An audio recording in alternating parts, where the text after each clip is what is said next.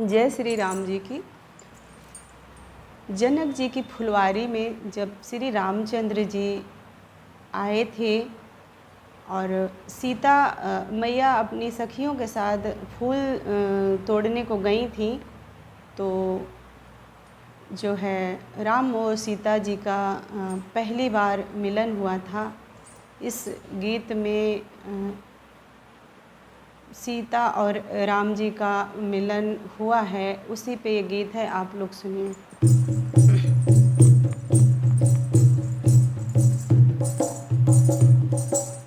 लड़ी गए नैना जनक फुलवारी, लड़ी गई नैना जनक फुलवारी, लड़ी गई नैना जनक फुलवारी, लड़ी गई नैना जनक फुलवारी,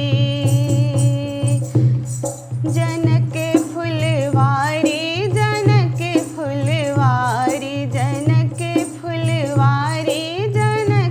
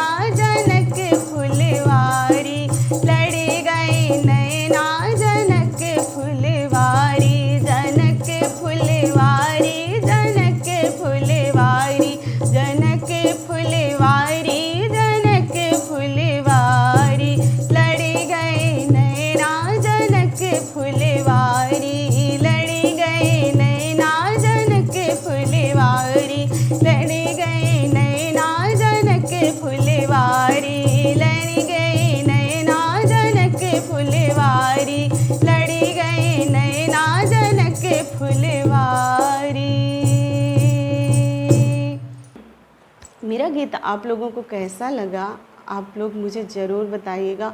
और आप लोगों से मेरा निवेदन है, हाथ जोड़कर निवेदन है कि आप लोग मेरा सपोर्ट करें और मुझे आगे बढ़ाएं।